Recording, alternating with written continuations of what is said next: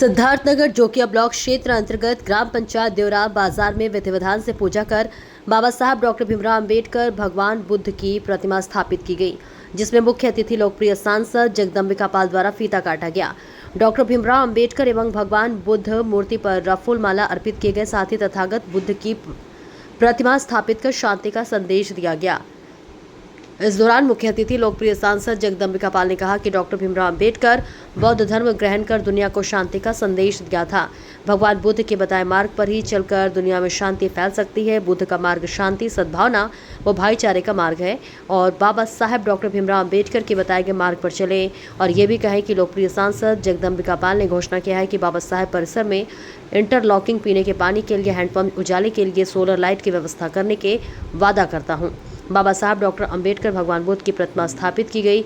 इस मौके पर कार्यक्रम में मौजूद रहे ग्राम प्रधान रोहित वरुण, ग्राम पंचायत बकरहुआ के ग्राम प्रधान चंद्रराम कन्नौजिया, विपिन नाथ सिंह, प्रमोद कुमार सिंह, अनूप सिंह, महेंद्र प्रसाद बौद्ध एवं मनीष बौद्ध, अबकर मुस्तफ़ा, अमन कुमार, शुभ जंजय, संजय आर्या आज ग्रामीण लोग मौजूद रहे।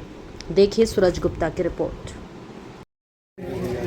बाबा साहब के व्यक्तित्व पर, उनके कृतित्व पर प्रकाश आया। मैं तो केवल ये बात कह सकता हूँ कि अगर आज पूरी दुनिया में बाबा साहब अम्बेडकर के उस संविधान की, आज भारत के संविधान की, और भारत के संविधान में लोगों को मौलिक अधिकार, फंडामेंटल राइट दिलाने का काम, अगर वाकई भारत के हर नागरिक को उस समता मूलक समाज को स्थापित करके right to equality, article 40, article 50, article 19, fundamental right, right to freedom of speech and expression, right to sit in anywhere, right to adopt any profession, right to property, these are fundamental rights.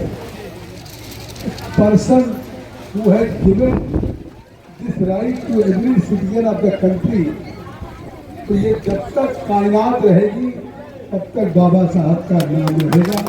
और बाबा साहब ने इस भारत के संविधान में जो अधिकार दिया, आज इससे भारत मजबूत हुआ। आज भारत की प्रगति का कारण कि जहाँ ये दुनिया की अर्थव्यवस्था में पीछे थे, आज दुनिया के हम विकास में पीछे थे, लेकिन आज नरेंद्र मोदी जी के नेतृत्व में 550 देशों में आज दुनिया की जो सबसे मजबूत अर्थव्यवस्था है, टॉप 5, उस टॉप 5 मजबूत अर्थव्यवस्था में भारत को पहुंचाने का काम किया है। इसका भी श्रेय अगर जाएगा तो बाबा साहब निकट हो जाएगा। और बाबा साहब के इस योगदान के बाद भी आप यकीन करिए, भारत के पहले कानून मंत्री हुए और कानून मंत्री के रूप में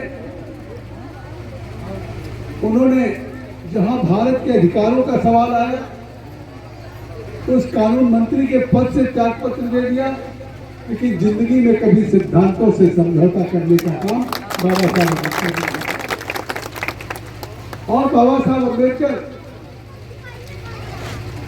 के खिलाफ आज जो संविधान में घूम रहे हैं, उन लोगों ने उनको भारत की पार्लियामेंट न पहुंचे चुनाव लड़ाने का काम। मैं इसको विस्तार में नहीं कहना चाहता हूं,